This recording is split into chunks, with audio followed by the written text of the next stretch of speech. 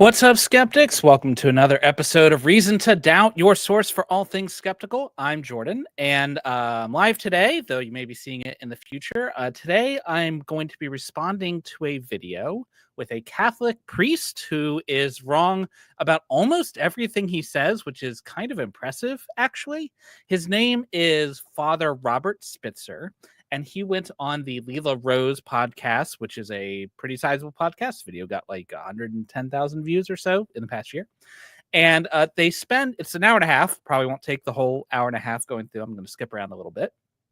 But they talk mostly about the rise of Christianity and how it definitely has to be miraculous because there's no other explanation for the things that are observed in history, which of course isn't true. And then the latter half, he talks about everyone's favorite miracle, the Shroud of Turin, and gets basically everything about that wrong too. So I thought it might be fun, just kind of lighthearted, go through it and correct him.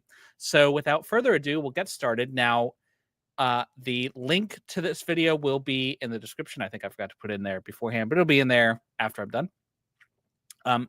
He spends the first 20 minutes of the video talking about his book and a few other things. One caveat, or if you look in the description of the video indicates this person, Robert, is a physicist, among other qualifications. Now, to his credit, in the video, the host, Lila, mentions this and asks him directly if he's a physicist. And he lightly corrects her and says that he is not a physicist. He's a philosopher of science, kind of focusing on physics. Now, I have a little bit of sympathy because I frequently get told that I'm a physicist or mistaken for being a physicist. I'm not a nuclear engineer. So if you read the description, you hear that he's a physicist. That is incorrect. He is a philosopher of science, which is someone who talks about science, but he's not a physicist. Anyways, jumping into the video, about 20 minutes in, is when they start getting into stuff that's interesting. So the background is he's talking about how a lot of people saw the risen Jesus. There's the usual stuff that, there's 500 people and you can't have a hallucination with 500 people. Of course, in reality, what we have is a report from a guy, Paul, that there were 500 people, and you can totally go check the story, even though he doesn't say who they are, when they saw it, where they are, et cetera, et cetera, et cetera. All the usual stuff we hear. So we're skipping all that boring part and moving on to this part, which is at about 20 minutes. And he's talking about the rise of Christianity and how that itself is proof of the resurrection. Chat, let me know if the audio, if you guys have trouble hearing it or something. I'm relying on you because I can only hear what I can hear. All right, let's go. To a lot of intellectuals and brought around a lot of former atheists as well. But the first approach that Wright has is what we would call today a historical anomaly. So he's talking about N.T. Wright, who, if you've been traveling around apologist circles, you've heard the name. He's a famous guy, but that's who he's talking about, N.T. Wright, his approach for showing the resurrection. In other words, you look at what Wright did was he looked at all the messianic movements that took place about 100 years before Jesus and 100 years after Jesus. There's one basic commonality between all of them, except for Christianity. The commonality is, for all the other messianic movements, 50 years after that Messiah has been persecuted, what happens? The messianic movement, including the movement of the Baptist, dies out. So the point he is making here is, isn't it miraculous? Like, Christianity is the only one that persisted.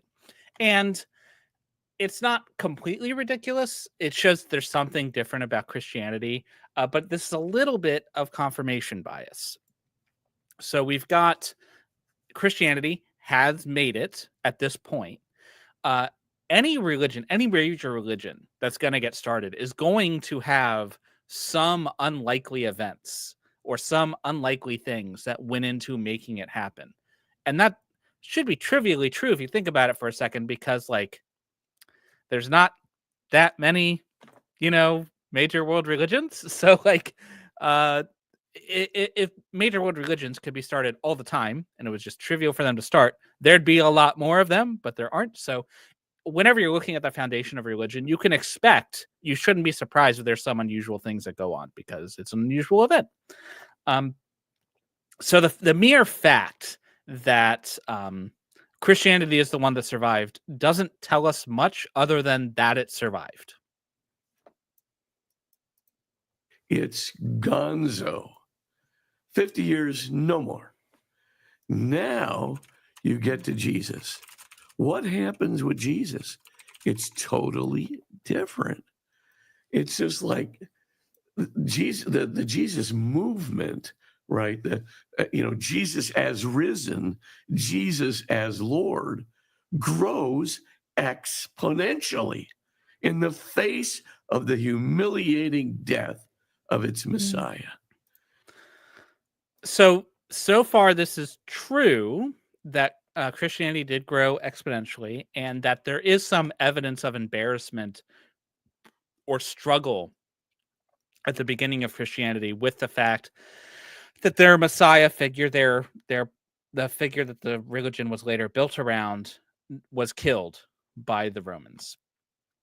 But again, this is all kind of looking backwards with confirmation. But he's about to get into the triumph of Christianity bit, which I found interesting. We know this as a fact because in 200 years, the Roman Empire, which was persecuting this little teeny Christian church, is suddenly taken over by the church it was persecuting. So, yes, kind of.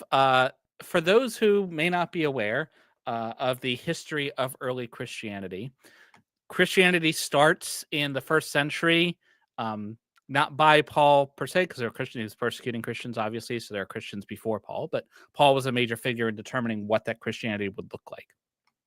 And it was a very small Jewish sect at first that eventually grew and left its original area of Palestine and really found root among the pagan population.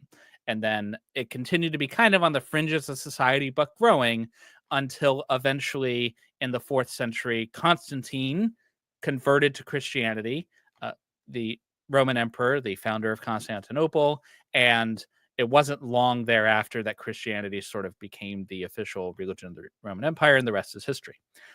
So one piece that he's mentioning here that he's going to emphasize a lot is this constant persecution by the Romans of the Christian church. And it's a very common point that is made, and it is exaggerated. I don't want to say it's wrong. The idea that it was constant. There were persecutions, and then when he mentions some more things in a minute, I'm going to talk about them. But that part is wrong. But the exponential growth part, that's true. And you look at that, and that's got to require an exponential increase. So, is there any other religion, Father, that this has existed, where there's a persecuted, destroyed remnant, including the Savior or the God himself, and then out of that, all of a sudden, they take over, not by the sword, mind you, but by true conversion and suffering? That is so. The way that she asked that question is really sneaky, right? It's really sneaky. And the reason is because she's very carefully crafting it so that Christianity is the one that applies, right? Because the obvious example of exponential growth, okay, that's just the way that groups often grow. The reason is as you get bigger, it becomes easier to get bigger to a point, obviously. Eventually, you're going to run out of people to convert. But one that has the leader killed, you could say, oh, well, Islam, because Muhammad died relatively early. But then she adds the by the sword thing, which is meant in their mind to cut out Islam. And so that she's very carefully crafting this narrative so that only Christianity could apply. David Oakland points out the LDS Church, the Mormons. Yes, that's a common counterexample that I'll point out here. They're another church that grew exponentially to some degree and that eventually leveled off. And their prophet died. He died in a hail of gunfire early on in their development. It seems like it would fit all of the same pieces that they're talking about Christianity. It's true. I mean, 240 years of persecution later, and all of a sudden, whammo, Edict of Milan. You look at this, and it's the most extraordinary thing. All right, so hey Neil, how's it going up in the frozen north? Doing okay in your land of not fascism? Must be nice. Okay, so he's kind of moved on. He's going to talk more about persecution later, but we'll just address it now. So he's making this point over and over again. To put it concisely, Christianity was a small group of people. Jesus died, and then the Roman Empire, this massive political entity of its time, militarily powerful, known to be brutal, is constantly persecuting these Christians, but they persevere anyway, and they grow. And the only way you could explain this people converting and this exponential growth, is via a miracle. It has to be miraculous. There has to be something more going on. This is just not true. And first, the persecution part is not true, and the exponential part requiring a miracle is also not true. So we'll talk about the persecution part first. And since he's not talking, I'll just make myself big. So the persecution part. It is true that Christians were persecuted by the Romans at times and places throughout the first few centuries, the first, second, and third, and into the fourth century. That is true. However, the picture that people often have is this like thanks, Neil. This is the if you haven't seen it and you are interested in, if you're the kind of person who likes watching TTRPGs, I play in some Star Trek RPGs over on the Top Hats Off channel, which is Dapper Dino's other channel. Until recently, I played the captain in a ship like this. In the next thing we're doing, I will be playing the second in command in a ship, so I'll have to update my background, but I liked it, so I might as well just keep it. Anyway, so there is some persecutions in the first, second, and third centuries. But the picture that people have is that like Christians were hunted. They had to like hide in cemeteries. You know, they couldn't reveal who they were. And that's just not the case. By and large, Romans were pretty much happy for you to worship whomever you wished. We have this kind of idea now that religion, like you worship this guy, right? If I'm a Christian, that's who I worship. I worship Christ or Jesus, the Trinity, or whatever, and that's it. Or I'm Muslim, so I worship this. So it is maybe perhaps intuitive for modern people to look back and say, oh, well, maybe they worship Zeus and that's who they worshiped, or they worship Mars.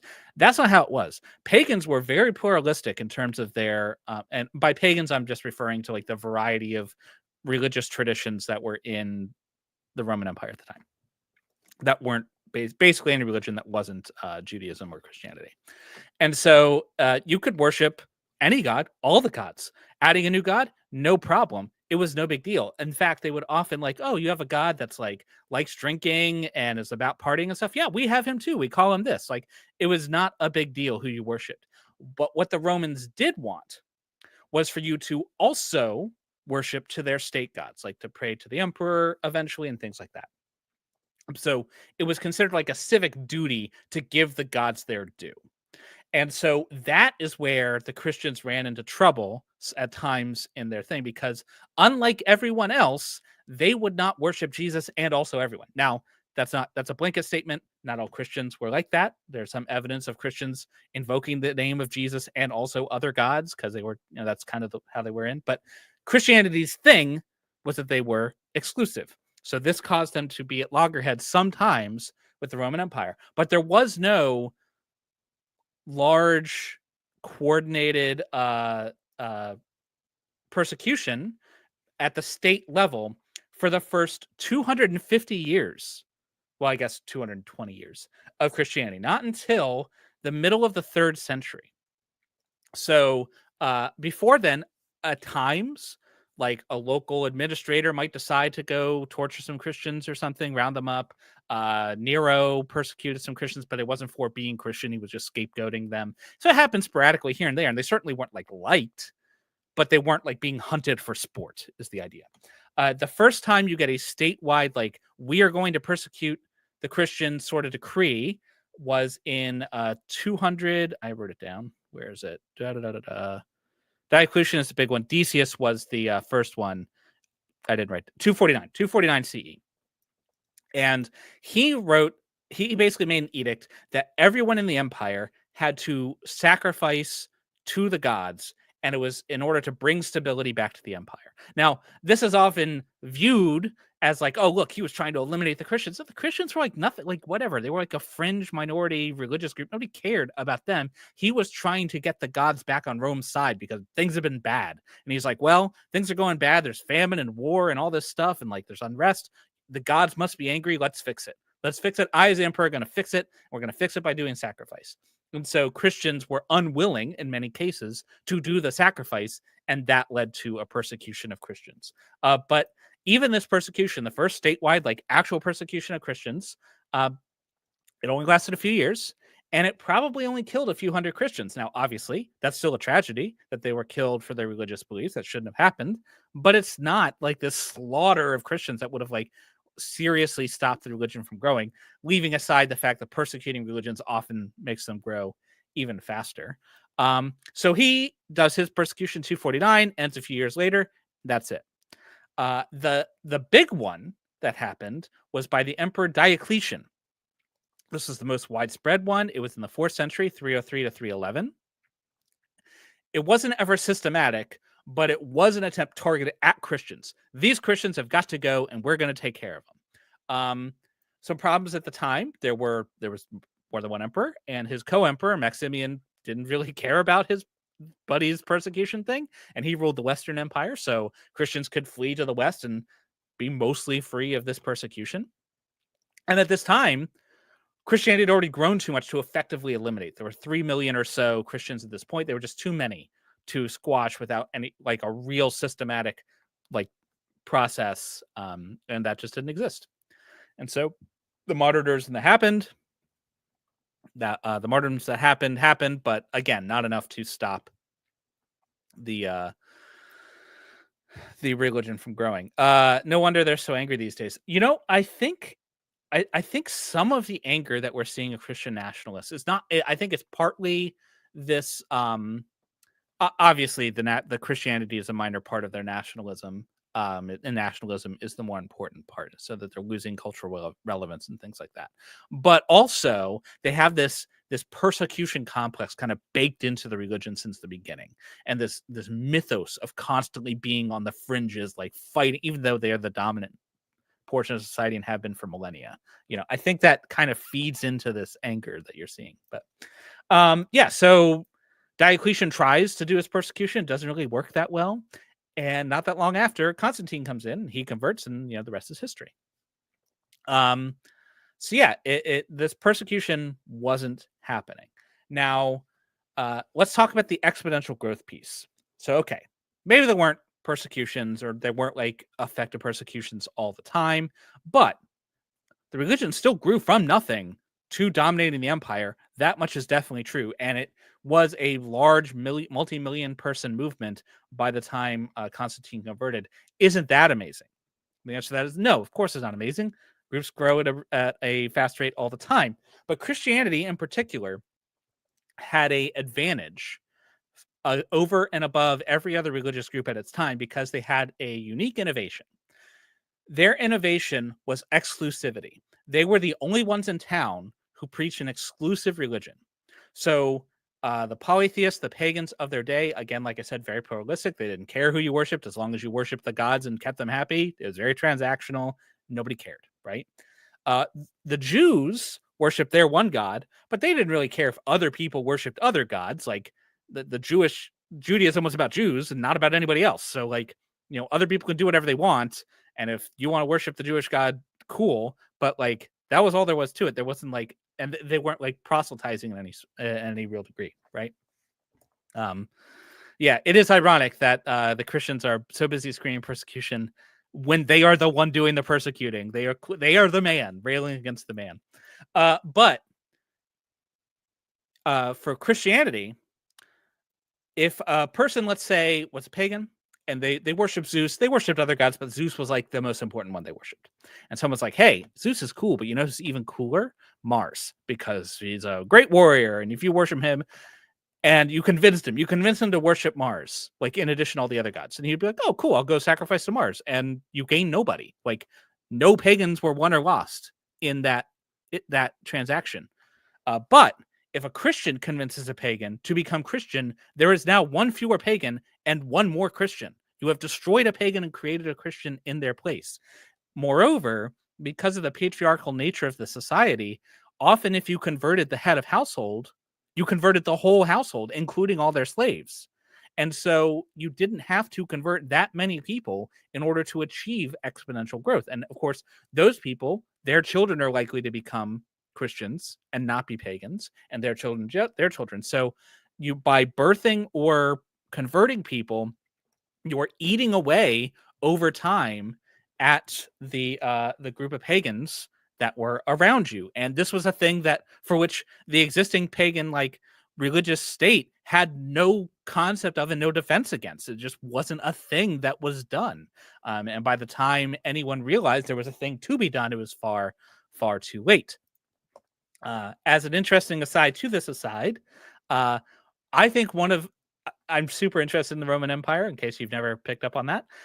And my favorite Roman emperor is Julian the Apostate.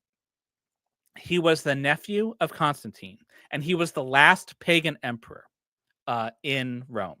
So Constantine was Christian. There are a few other emperors between those two. They were all Christian. Julian was raised Christian, but he decided he was going to bring the Roman Empire back to its pagan roots. Now, even the idea that Julian thought of himself as pagan, as a thing to be, and like a thing to go and convert to, even that shows how quickly the narrative changed. Because before Constantine, if you ask somebody like what religion they were, they wouldn't even understand what you were asking them. Like being a pagan was not a thing that you were. The gods were just there and you worship them because that's what you did. Anyway, so Julian decides he's going to bring the Roman Empire back to its Roman roots and get rid of this upstart religion. And the way he does it is so cool. You should look it up. Some of the cool things he did, for example, he decreed that the teaching of the Greek classics had to be taught by pagans because they were pagan works. So only a pagan should teach them. That might seem minor, but all of the way you taught every noble child was through these works. It was part of the curriculum. Every noble child was taught the works of Homer and the Iliad and everything like that. And so by decreeing only pagans can teach those, he was essentially saying all children will be taught by pagans. And if they're taught by pagans, they're more likely to become pagan, right? So very fascinating. He only lasted about 2 years, so it's very interesting to think what would have happened if he had kept going, but he died, and then every emperor from there on was Christian. Anyways, that tangent done. We'll go back to the video, but there's nothing miraculous about the expansion of Christianity. But all the while, the church is being persecuted. It's exponentially growing.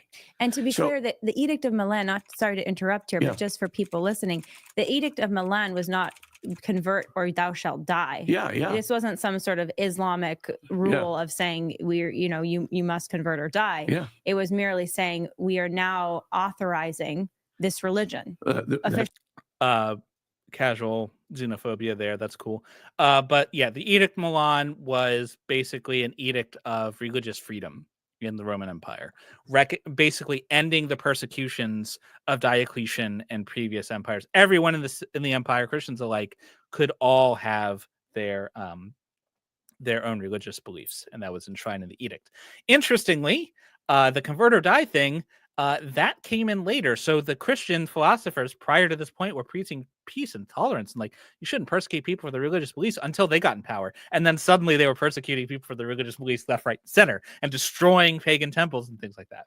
But okay. Basically, there's nothing realistic about his thing. So we're going to skip ahead because I just talk about this and how miraculous it is for a little bit.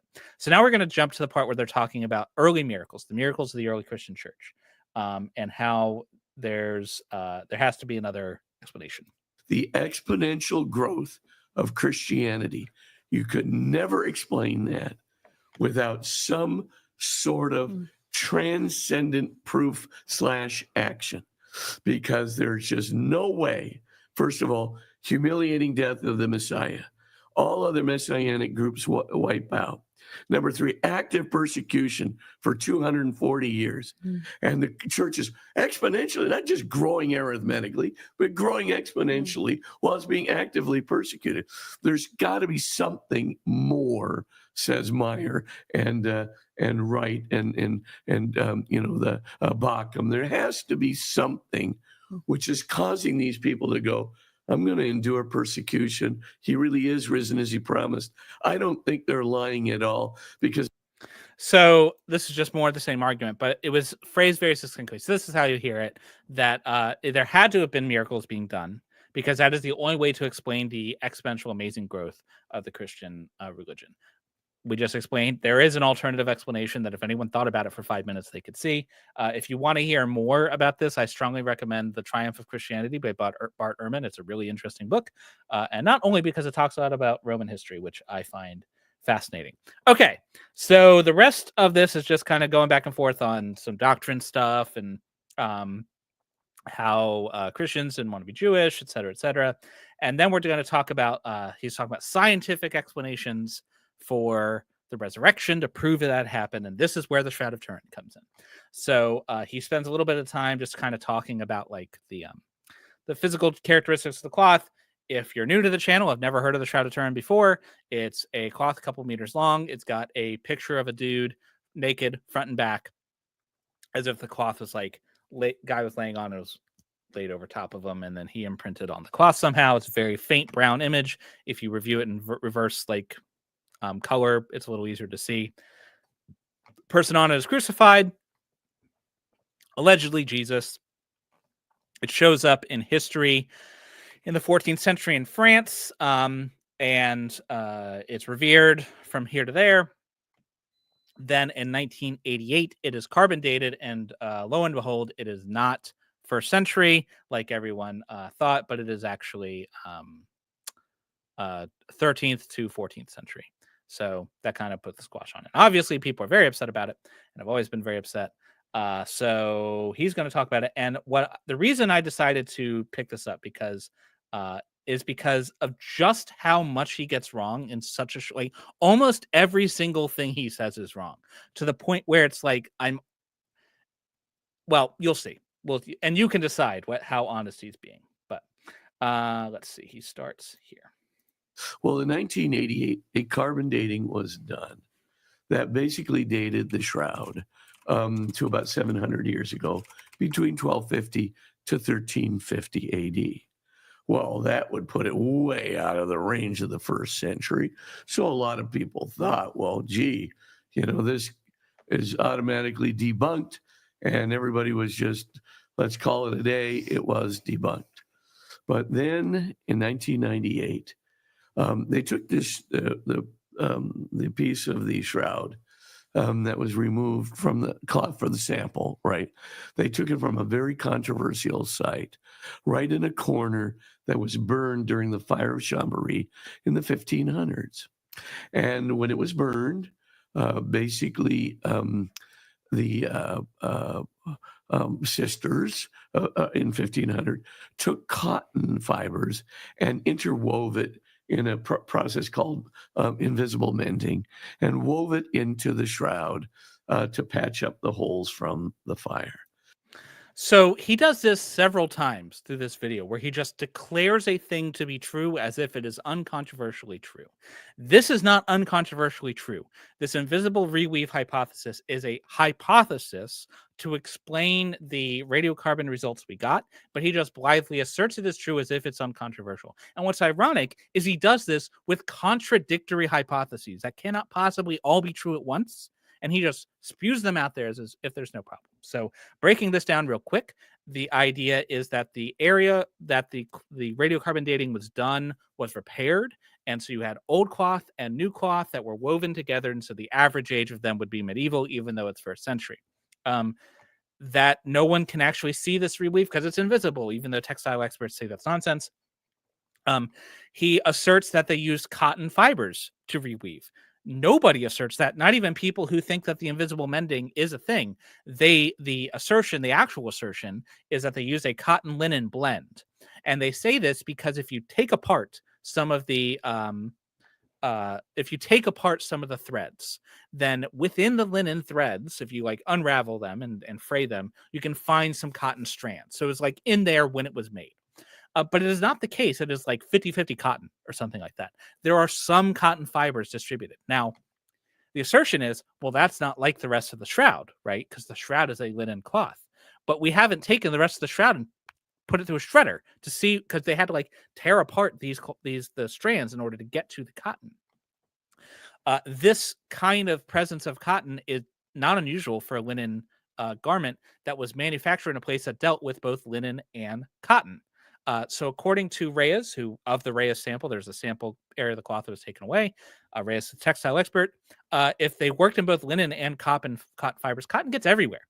And so they would often, when they were like making the strands, they would roll it on their thighs. If cotton is in the air, it would kind of just get caught up when they're doing that rolling process. They would use the same looms for the cotton and linen things, because why bother like having a whole different loom? Doesn't make some sense. So they would do the cotton thing, and then later when they do the linen thing, they would use the same loom for the linen. So sometimes you'd get like the little bits of cotton that were stuck to the machine woven in. It's no big deal. And so this is not the case that you have just like a wildly different composition, which is what they're asserting. But the thing I want to emphasize is he's just asserting this as if it's true, with no mention of the controversy. David Oakland asks, weren't the samples taken from 3 different sites? No, it was taken from one site, then cut into 4 pieces. So there's a picture. I don't have it up, but I've shown it in other things. You can Google it. But in the bottom corner, there's a strip of cloth, not too wide, about this tall, and if you look at pictures. And so the bottom part they reserved, so they didn't test that. Then the top part they split into 4 pieces, which they give to 3 labs. Arizona got 2 smaller pieces to kind of make up the weight. So it was the same site cut into different pieces and then handed out. Now, that automatically means that there's going to be variability and heterogeneity in any kind of carbon sample. So anyway, Dr. Ray Rogers, a very prestigious thermochemist here at Los Alamos Labs. He's now deceased. But at the time, in 1998, 10 years after the 1988 carbon dating, he said, this sample can't possibly be right. So they carbon dated the sample that.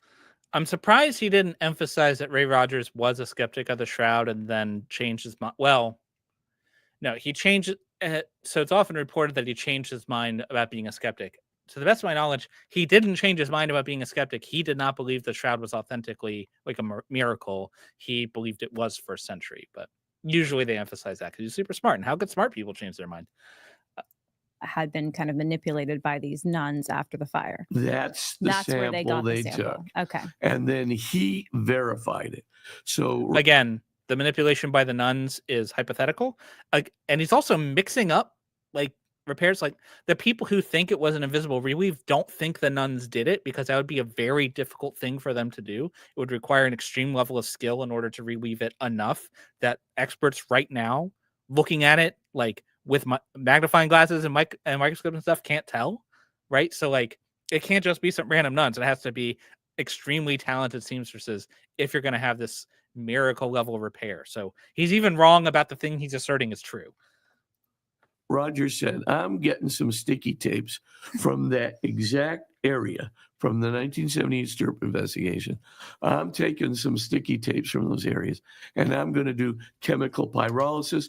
I'm going to do mass spectrometry. I'm going to do a bunch of other what we call thermochemical tests. Then he comes out in 1998 in the Analecta Thermochimica, which is a very prestigious thermochemical journal, which he was the editor of.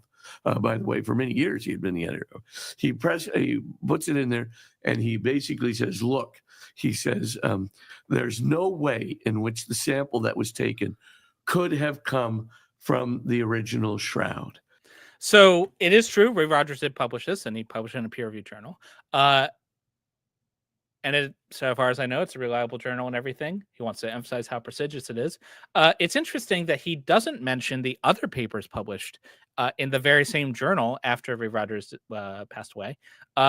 tearing Ray Rogers's work apart and saying that it actually isn't sound, that he didn't account for the way he took the samples and any impact that might have had. He didn't account for, he asserted things as true in terms of the sort of lines you'd get in your analysis. And so far as they knew, there was no reason to assert that. He didn't reference anything. He just said that Ray Rogers said it, therefore we must believe it. But there was nothing in his peer-reviewed research that would indicate that the things he was asserting was true. I've talked about this in my other videos, but there are papers published in that same journal tearing it apart. It's actually kind of funny because there were 3 papers, 2 by one group of people and then 1 responding to them. So Ray Rogers publishes his, next people publish theirs. Then there's a response to that paper that is like correcting some very niggling things in that paper, but is more actually taking shots at Rogers. So Rogers's work is not uncontroversial either. But again, Father Spitzer isn't going to tell you that, because why would you need that kind of nuance? Why would you need to know that there's controversy? Just accept it because Ray Rogers, who worked at Los Alamos, said it. And if he works at Los Alamos, he can't possibly be wrong again, I guess. I mean, how can you have cotton fibers? And I mean, the shroud's made of linen. And everyone knows that if you make a thing out of one thing, there will never, ever be a presence of another thing inside that cloth. Never, ever. Right? That's not a thing that could possibly happen. What possible explanation could there be, right? What possible explanation could there be for strands from one of the most common types of fabric of the time showing up in another common type of fabric of the time? Oh my God. Must be a miracle. There's no relation chemically to cotton, and cotton fibers, no less, that are dyed with a gum dye mordant that was only available in the Middle Ages in the 12th century or later. So how are you going to explain that? I didn't pick this up the first time. I don't actually think Rogers proved that, but like, all that would do is make me more confident it's medieval because it's got medieval dyes in it. It's like, hey, look, there's medieval dyes. That means this area must have been patched in the Middle Ages. Yeah, or the whole thing is medieval. Like that would also be a thing you could have for a not authentic cloth. So it's like the fact that you're raising that as an objection is kind of begging the question. You're kind of assuming that it was 1st century in order to anyway.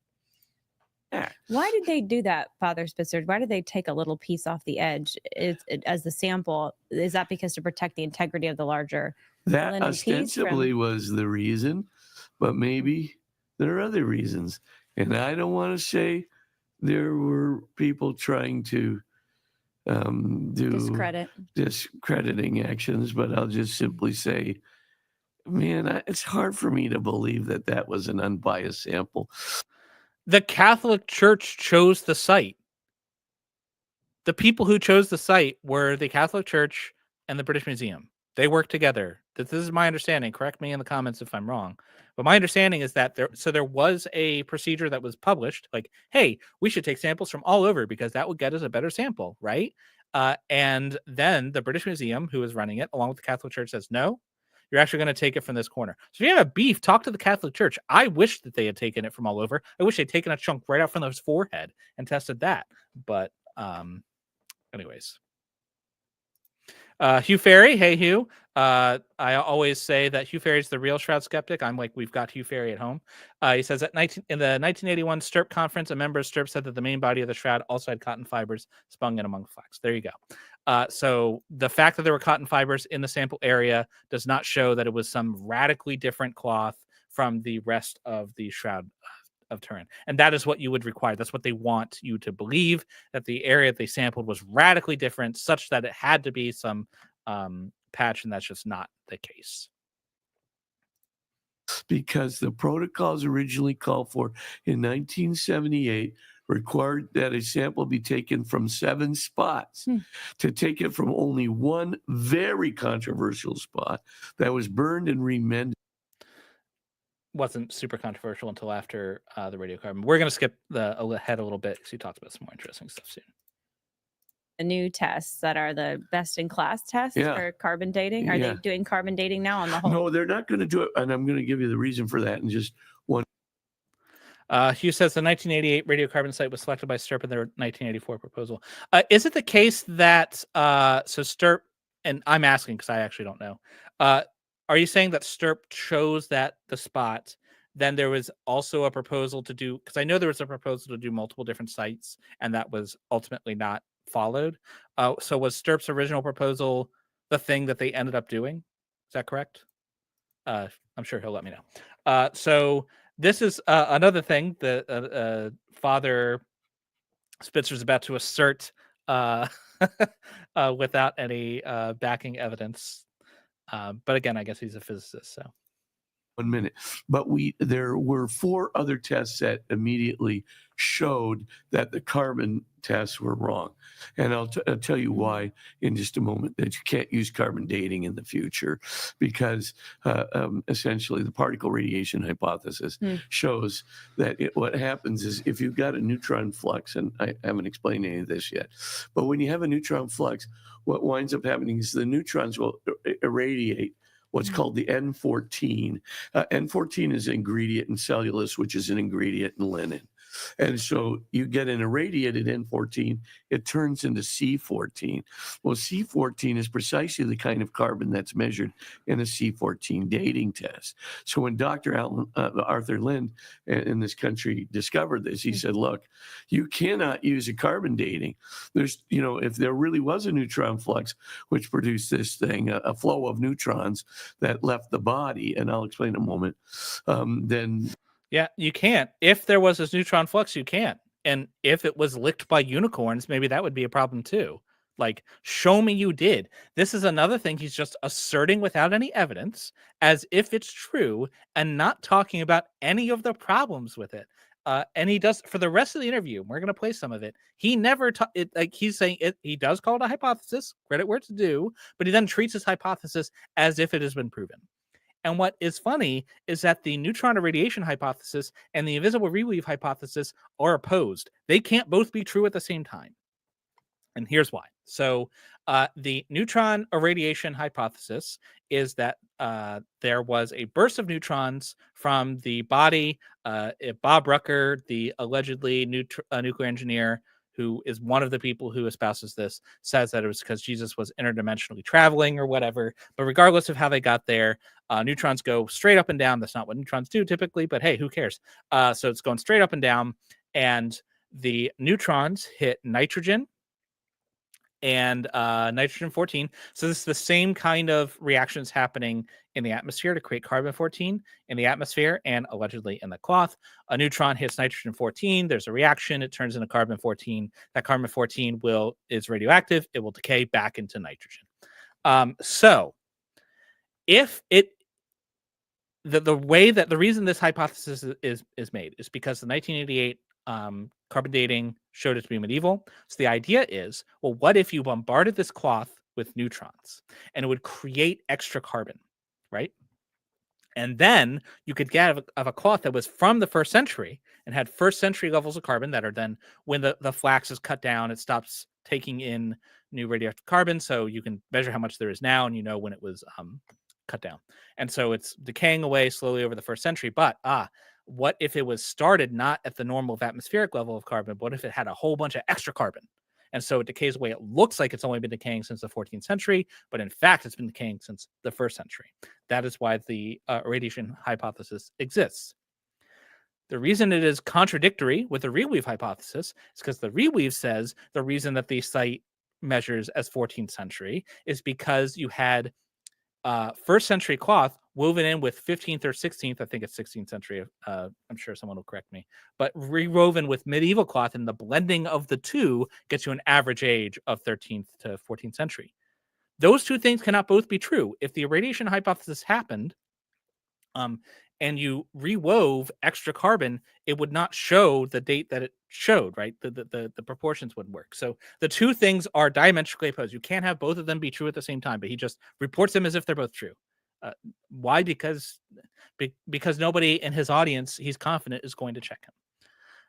Let's see. Hugh says Stirp wanted charred material from under the patches to be tested in a bit of the side strip, but the only clean bit of the shroud they chose was what was finally also decided upon in 1988. All right. So that's interesting. I didn't know that. Thanks, Hugh.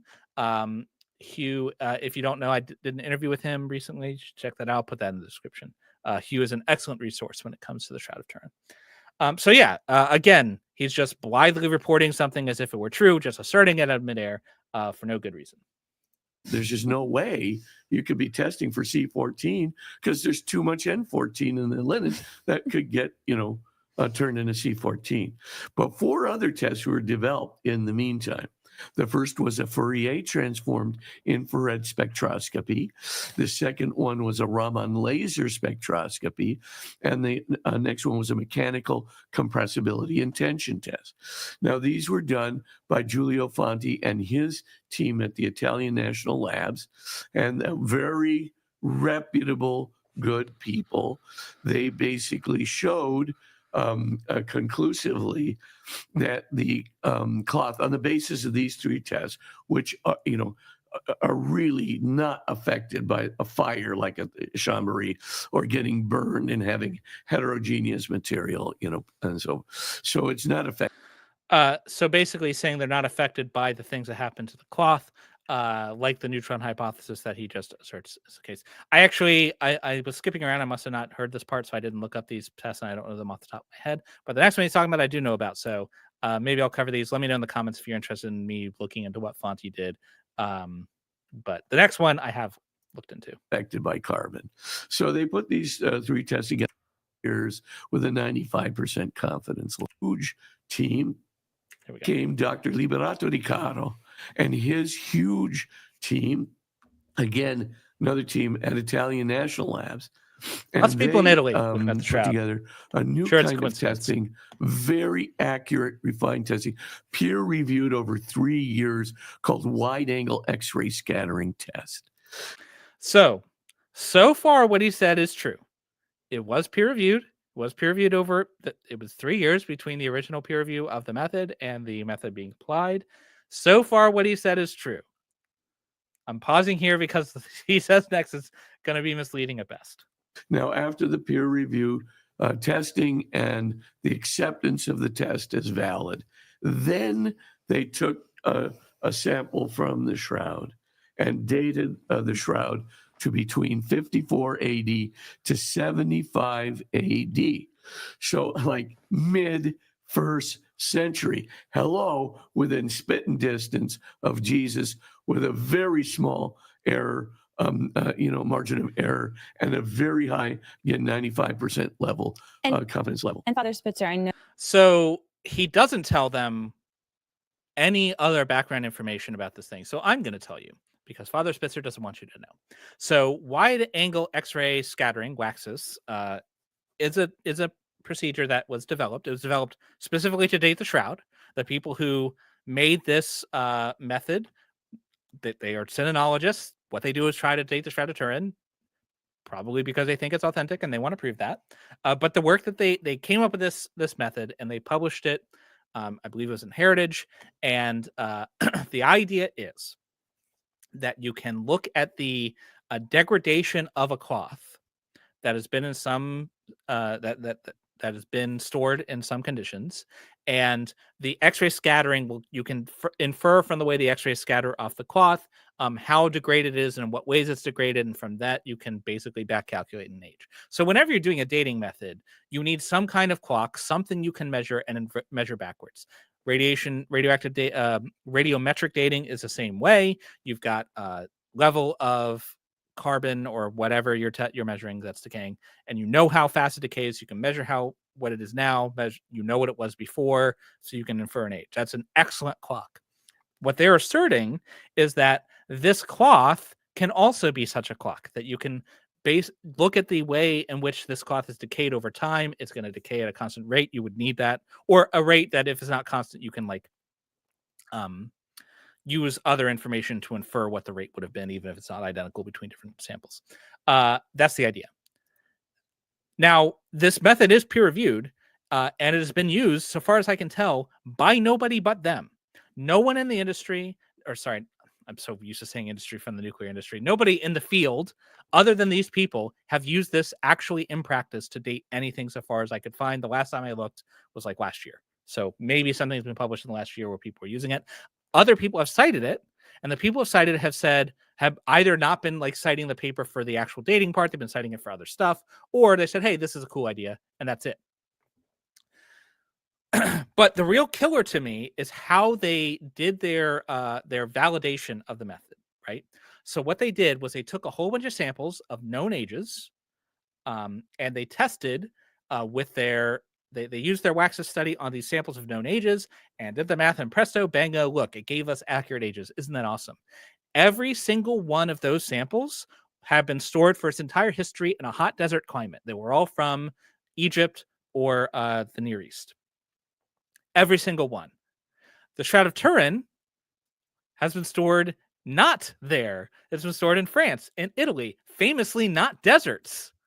So this method has never been tested in any way on a cloth that's analogous to the Shroud of Turin. The only test that's been done, one test in one paper, was done by the very researchers themselves on cloths that had been stored in desert climates, and then they just took that and applied it to the Shroud of Turin and got the answer they wanted, and we're just supposed to believe it. We're not only supposed to believe it, we're supposed to throw away radiocarbon dating in light of this, a dating method that has been used countless thousands of times with excellent accuracy. Now, the radiocarbon dating does have flaws.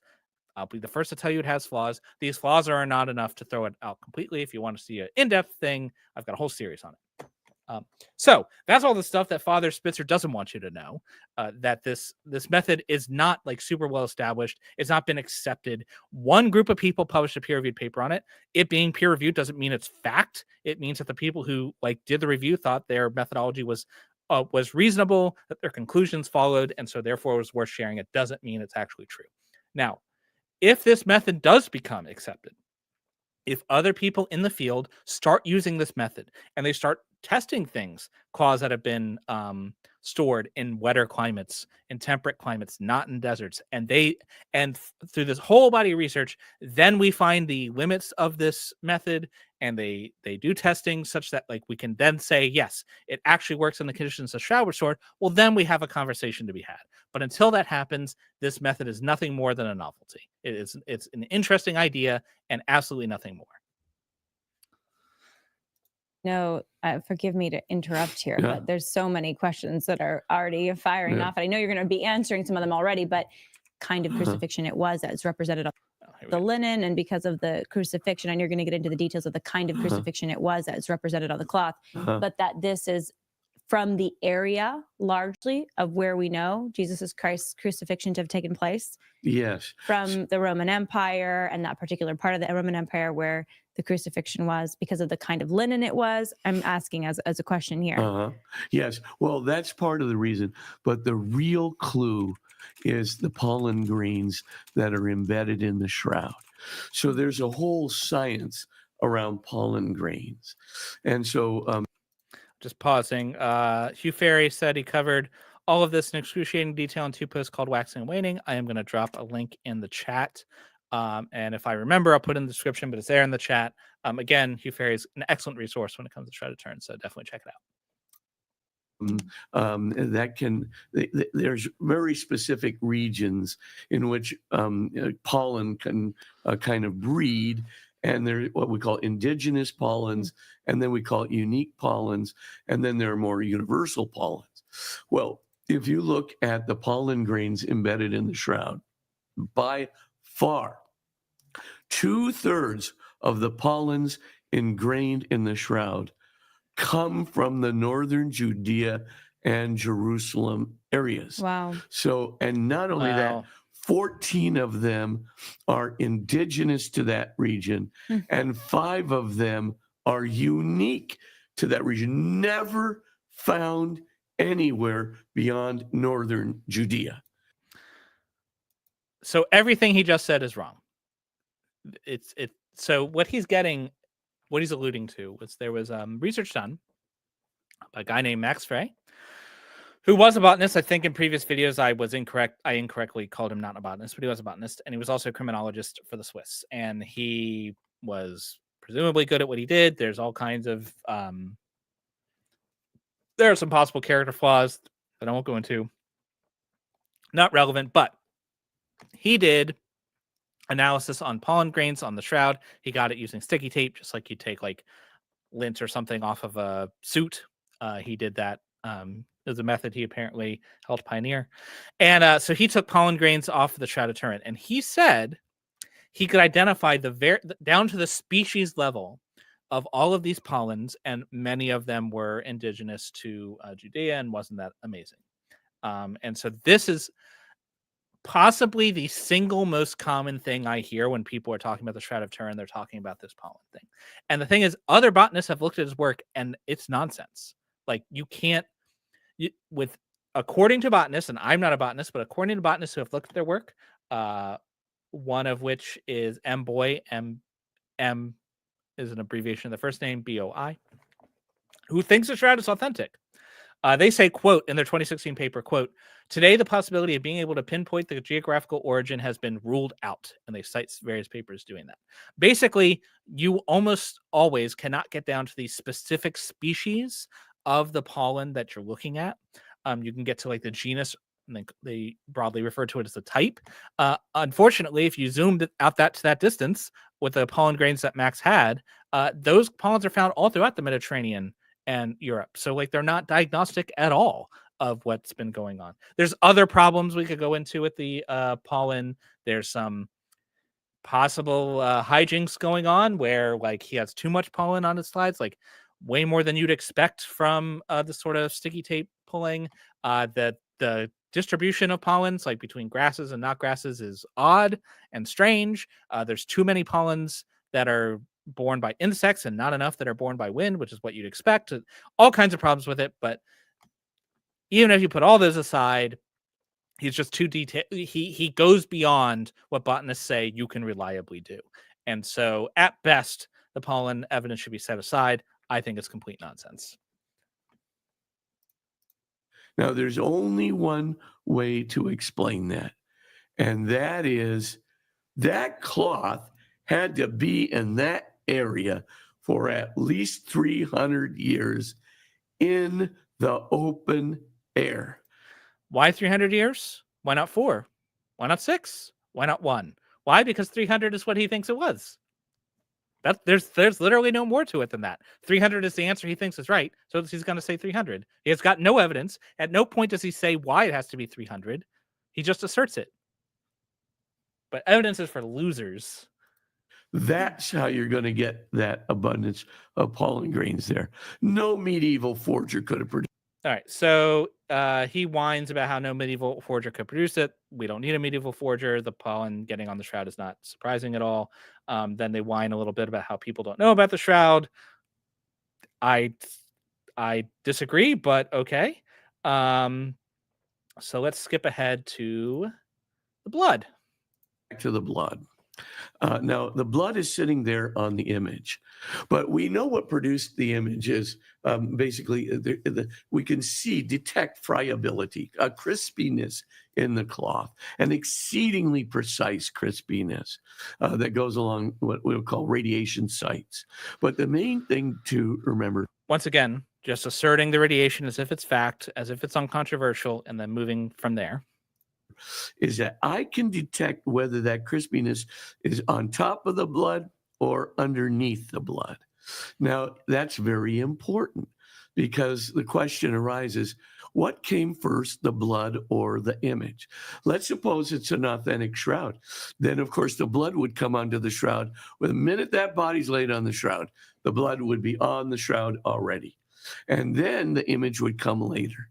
That would mean that there should be no crispiness, no friability of the cloth underneath the blood. So this is all assuming he understands the image formation. He's going to talk later about the radiation hypothesis. Again, he just declares it as if it were true.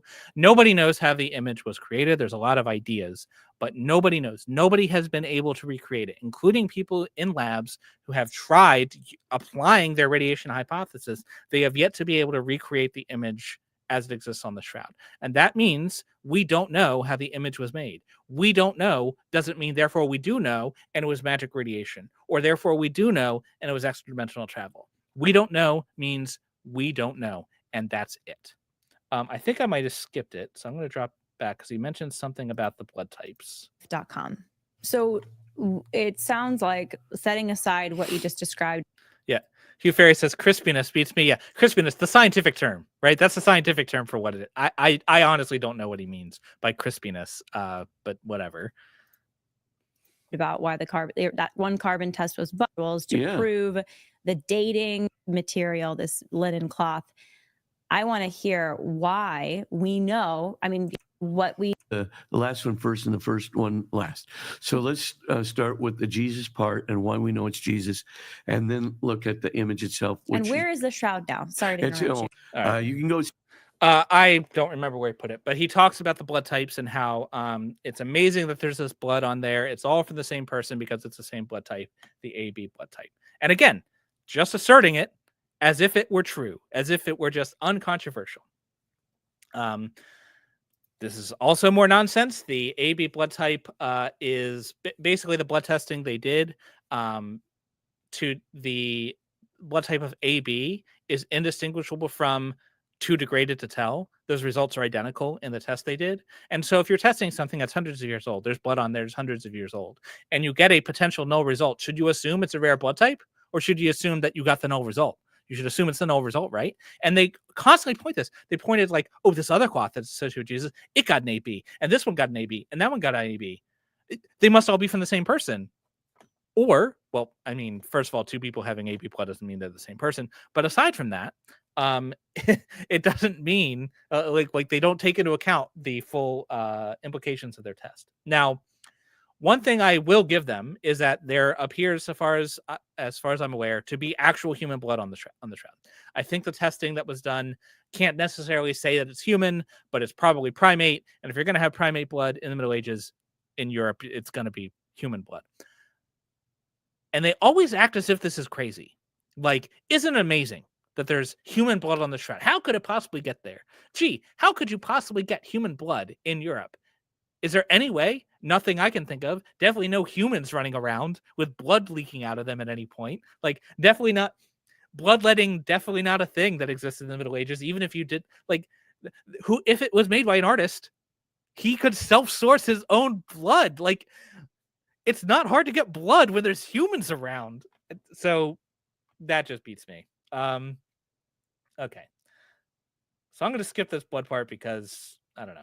Basically, that image is very, very probably produced by what we call a low temperature nuclear reaction that occurs from the simultaneous disintegration of every stable atomic nucleus in that body. Now you look at that and you go, wait a minute here. You know, how many atomic nuclei do you have in that body? 7 octillion. That's like a trillion,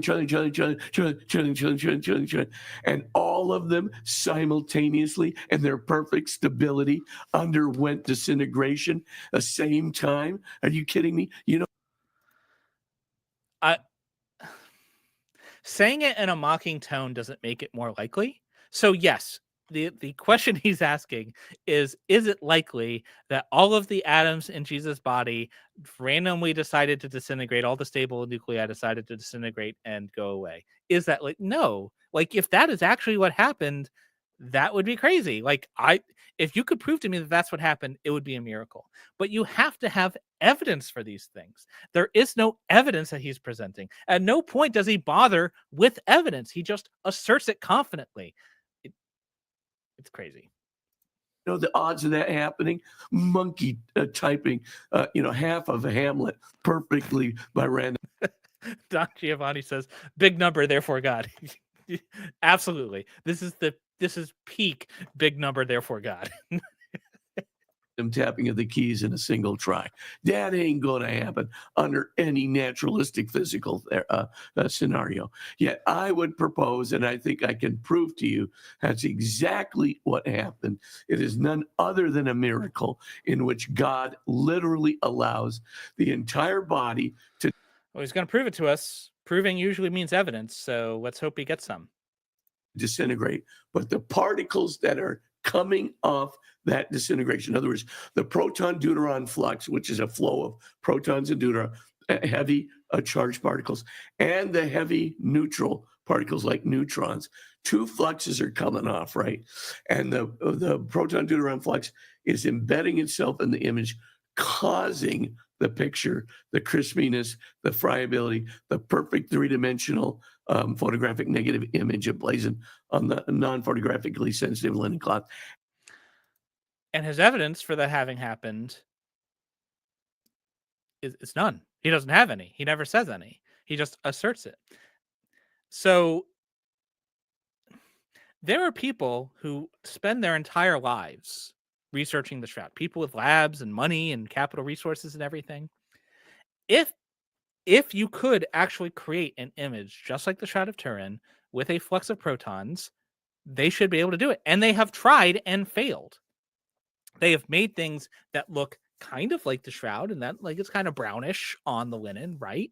But it doesn't mimic all of the characteristics of the Shroud of Turin, which is what you need to show that your thing did it. So like they could silence all objections by just doing it, by just getting some linen cloth and doing this thing. We can make proton flux. We can make neutron flux. That's a thing we can do. We have the technology. So like just do it. Stop talking about it and just do it. All these people in my comments are always like, well, why don't you just recreate the cloth? Why don't you just recreate the cloth? Why don't you just do it then? You know? And the neutrons are explaining, they're going through the cloth and doing a whole lot of other things that need a whole lot of explanation. But at the same time, literally, Jesus is leaving us the particles of his body. Leaving us the particles of his body. So yeah, he says there's other things that happen that require explanation, and he talks about later, and I don't think we're gonna get to it because it's like another half an hour, and I don't want to listen to it for another half an hour. But he talks about how there's like cosmogenic nuclei in the cloth, and like if we can show that, it would prove it's true. And again, if so, one thing I will give. And I've always given one thing I will give the neutron irradiation hypothesis credit where it's due. It makes some bold predictions. It predicts that you could test the middle of the Shroud and with carbon dating, and it would give you a date into the future.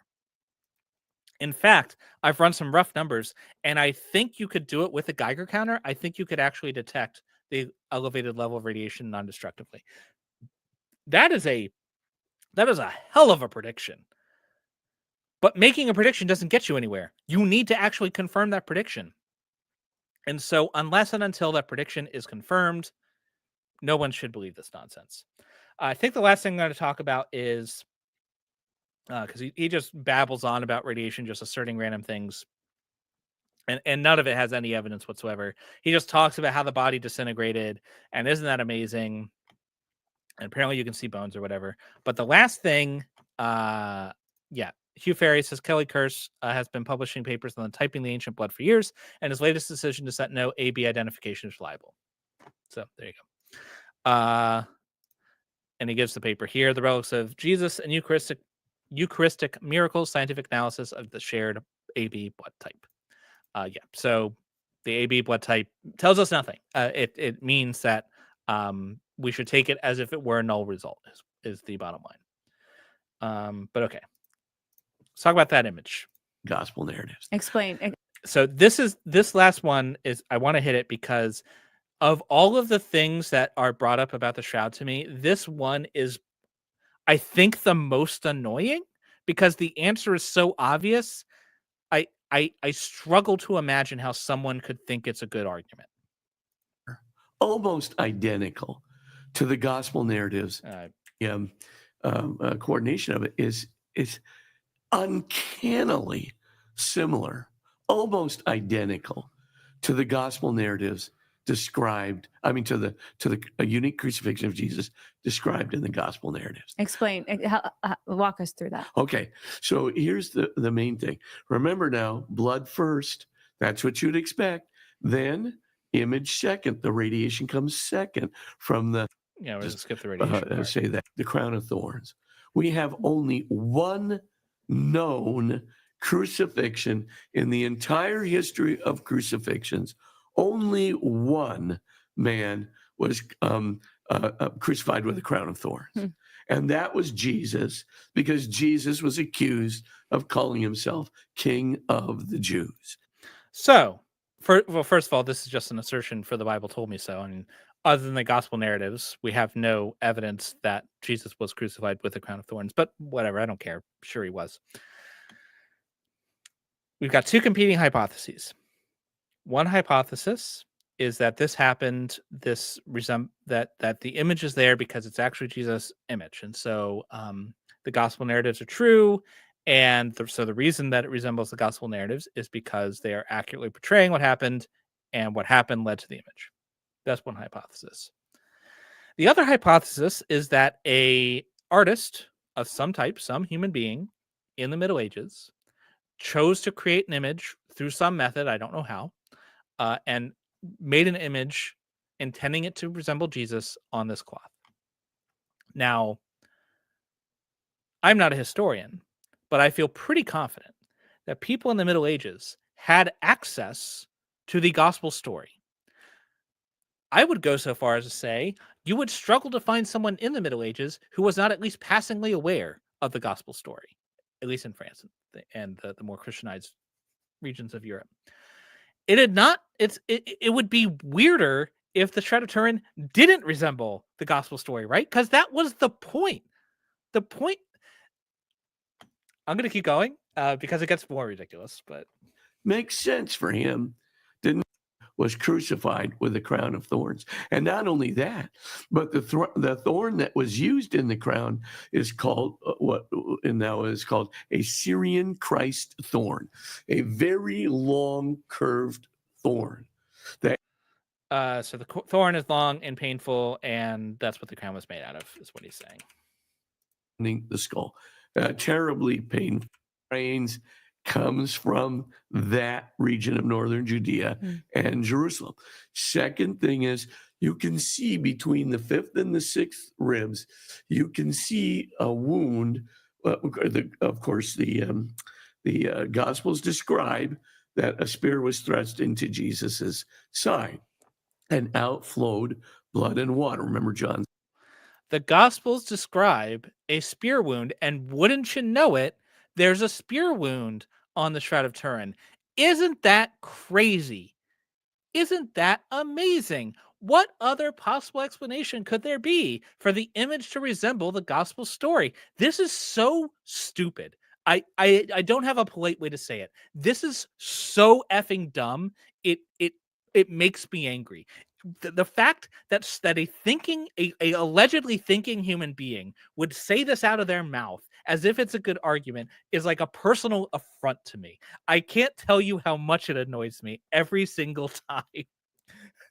He goes on in this vein. He talks about how there's the blood in the side, and there's the marks on the back with from him being whipped, and that's like the gospel story, and how the shoulder is like sloped, and that's like the gospel story. And over and over again, he points to the gospel story, the story that the artist in the Middle Ages, if there was one, would have had in his hands as a blueprint. So yeah, this is stupid. There's nothing more to be said about that. And then I don't think he says he talks about the radiation some more, and we're not going to go into it. I've already beaten it to death. So at the end of this hour and a half, this video that I watched, so you don't have to. What we saw was a person who should know better, because this is a guy who earns his money by having these kind of talks. Nobody forced him to do on this. He went on this interview knowing what was going to be discussed. He has written whole books on the topic. He is allegedly a philosopher of science, so he should know better. And that, I'll leave it to you whether you think that he's just honestly mistaken or he's lying. But the things he says are not only contradictory among each other, he just blithely asserts them as if they're true. And so it either means he's incompetent because he's never done any research, he's written a whole bunch of books and never looked into anything, or he's lying for Jesus. Those are the only two options, because he's so wrong, it can't possibly be anything else. And the more competent you want to assert he is, all that does is raise the likelihood that he's lying. It's one of the two. And that's it. That's all I had to say about that. So thanks for coming, chat. Really appreciate Hugh, especially dropping in the chat. Always good to see you here. I'll make sure his blog is in the description. If you're interested in Shroud stuff, he's the guy. He's the chief skeptic to check on that. But I normally would say what I've got going on in the future. I think the next big thing for the channel is I'm going to do a series on near-death experiences. It's going to take a while because there's a lot to go through, but it's something that I've wanted to cover for a while on this channel because it's one of the big pieces of evidence that often gets thrown around. So I think I'm going to do a series on that, kind of like I did a series on the Shroud, and we'll see if it goes anywhere. But if there's something you'd like me to cover, let me know in the comments. But until next time, remember, you've always got reason to doubt.